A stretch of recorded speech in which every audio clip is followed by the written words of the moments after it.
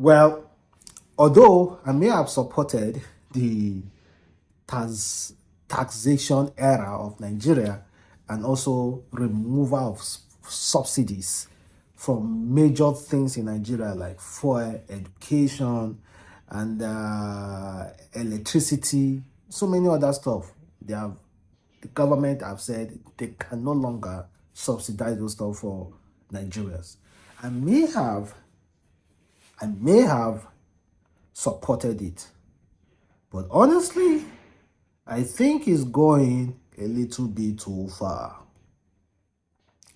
So apparently, our home able president, the person of Bola Ahmed Tinubu, I don't know how he wants us to succeed I don't know how he wants us to go about this, or how he wants us to survive this. They said Tinubu planning to tax. No, let me read the full statement. They say federal government announces plan to collect VAT from market traders, informal sectors.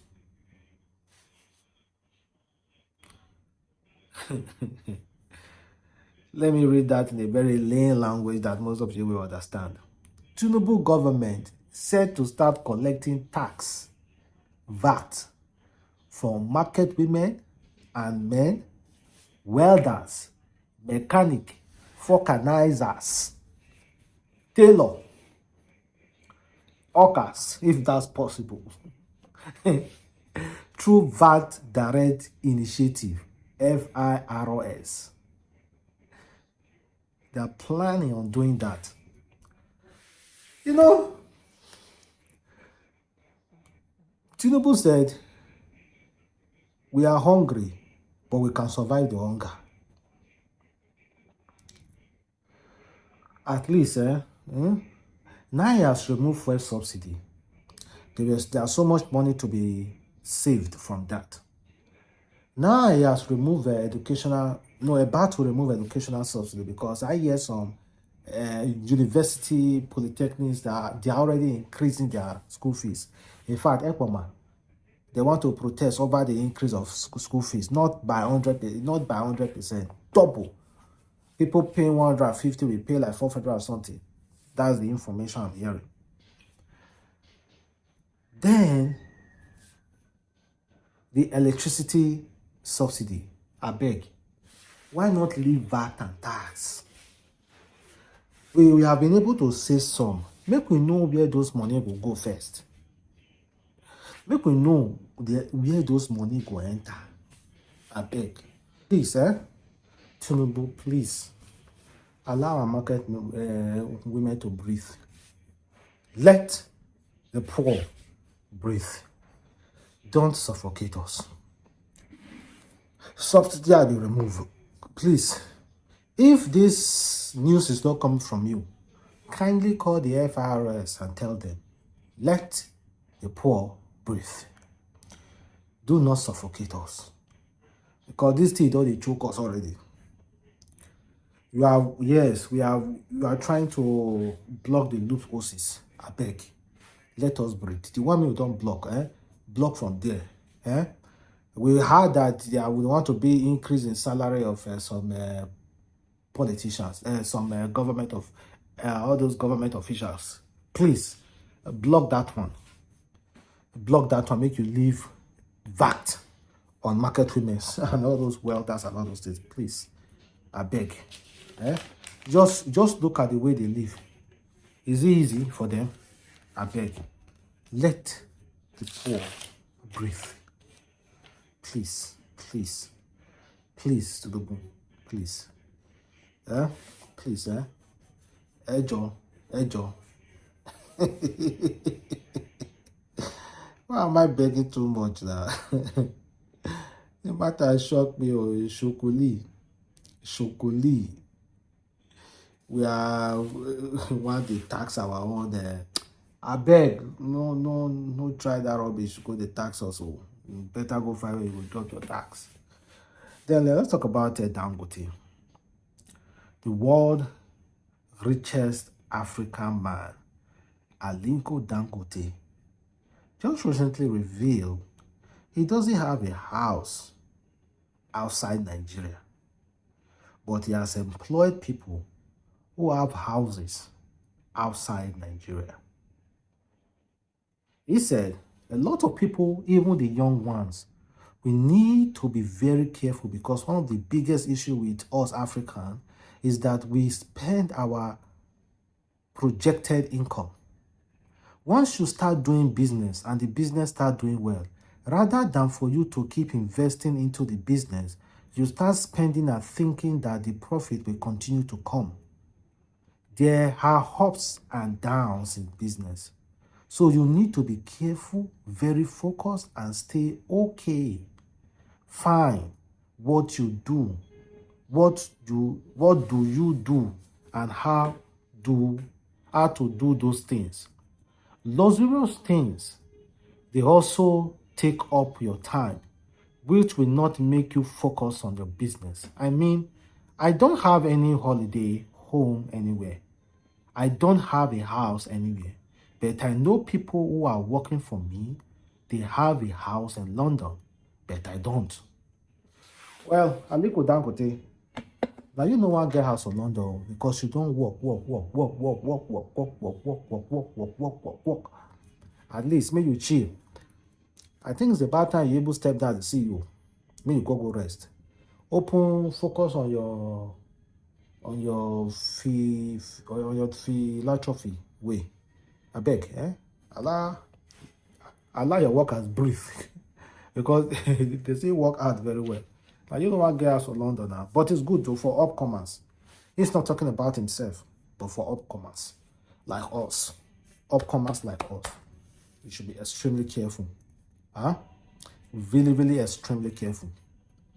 Meanwhile, let's talk about the Asari Dokubo versus Nigerian journalist Abati. Abati wrote an article about Asari Dokubo, calling him a psychopath and an attention seeker. Wrote a lot of real rugged history about Asari Dokubo.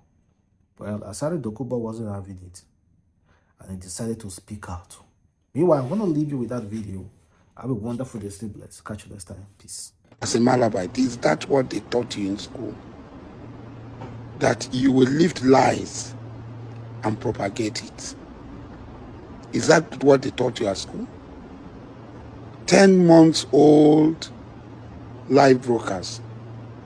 You think you are talking to somebody who cannot eat you back?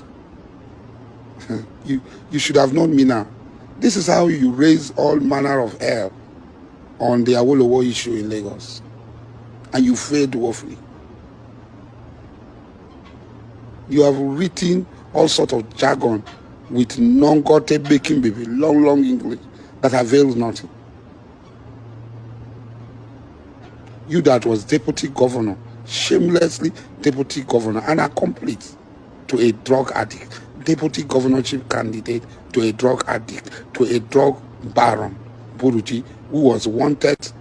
You hit off government, you hit off brown envelope, you hit off handouts. Your PhD is just an ego clutches, which you are using to blackmail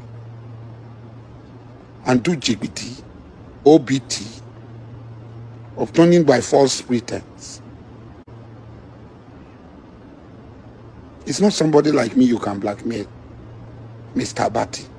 You have no moral, you are nobody, other than the toilet paper certificate which grant you a doctor of nothing. I won't even waste my breath on that idiot also, worry, an outcast. I won't waste my breath on him. But you, I will give it to you, woto. Lilliputians like you, who cannot see giants. Who cannot see giants. Your worldview is to live in your cocoon of dwarfs. you are writing, so that tomorrow, when the government of Ahmed Bola Tinubu cannot contain Boko Haram element insurgents in the east, you will turn back to say, did we not say that Ahmed Bola Tinubu will fail? And you say, you will now dwell on that, but you will fail. Nobody will listen to your advice because you don't even have an advice. You are an envious person, a person who is filled with jealousy and envy. You want Ahmed Bola Tinubu to fail. If Buhari government can engage me, to bring safety and safe passage for the people on the Abuja-Kaduna road, it should be commended. What is wrong? Do you know how many lives we have saved? Do you know how many people were brought from depression and trauma? Have you ever talked to people who have been kidnapped?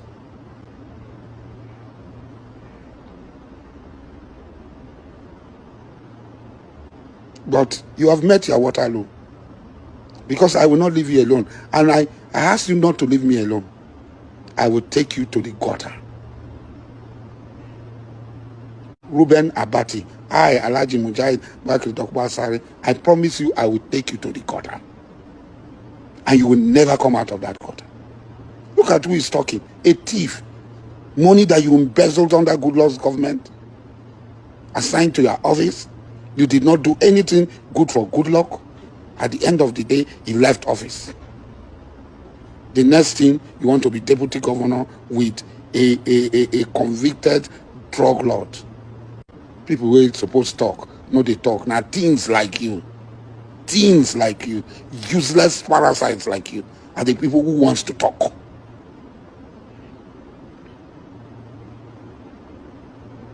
I don't run away from battle.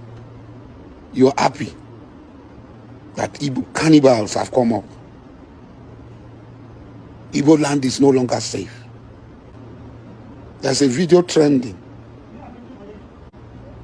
One Biafran Liberation Army, as they call themselves. I'm going to wipe them out. Mark my words. Very soon I will hunt them down and wipe them out. They attacked the army. A live video they were shooting, they said, how many people are running? How many people are running? You didn't see that video. I will send the video to you. We did not employ ourselves. The government saw the potentials in us, the capacity in us, and knowing that we can deliver and engage them. That Buhari government engaged me shows that they know who I am. I was not a friend of Buhari. Unlike you people, for 7 years, I was anti-Buhari. Buhari, with all that, saw the capacity in me, that I am capable. And the government came, asked me, those terrorists you are promoting, in the name of fighting Ahmed Bola Tinubu, that you are promoting those terrorists, ESN, now Biafran Liberation Army, the way I decimated ESN, I am going to decimate them. In a few days' time, you will start to hear when I will hunt them down. They cannot cause headache to ordinary people who just want to go out, feel safe, and make their livelihood, bring food to their children at home. They will not go outside and get harassed. They will not go outside and not come back. They will not go outside and get killed by people for no reason other than that they are Igbos. And their fellow blood-thirsty Igbos want to kill them in the name of fighting for Biafra. When in actual fact, these are armed robbers. They are armed robbers. You support them because of your hatred for Ahmed Bola Tinubu. Your prayer that Ahmed Bola Tinubu government should fail, so that you clap, so that you say, is it not what we said? And then there are rogue elements like you, rogue journalists. There are rogue elements within the army. Rogue elements within the army, some of whom are sympathetic to these insurgents. Some of these people are sympathetic to these insurgents. And if we allow them, they will sabotage, and they had always sabotaged the effort of the military. These are the people you, Abati, a rogue journalist, is supporting. These are the elements you are supporting. You don't know the pains that people go through. You don't know how people will leave their home. Almost all the traditional rulers in Imo and Anambra are not living in their state. They are either in Abuja, Asaba, or Port Harcourt because their lives are not safe. They are being killed, their palaces are being burned. All the divisional police headquarters, police posts in Anambra State have been burnt. Guns carted away. Policemen cannot wear their uniform and walk freely. If they do, they'll be killed. You're happy with it because you want Ahmed Bola Tinubu to fail. This is not a government, the type of government that you know. This is a government that is out to change the life of the people in a direction in 360 degrees. 360 degrees. This is a government that is out to change our income, to change our livelihood, to change our happiness, to make us a people that can stand up to all other nations. We visit Dubai, we visit Qatar, we visit other oil-producing states. We see the wonders. I'm in Saudi Arabia. You see the oil money is doing. Why is our own different?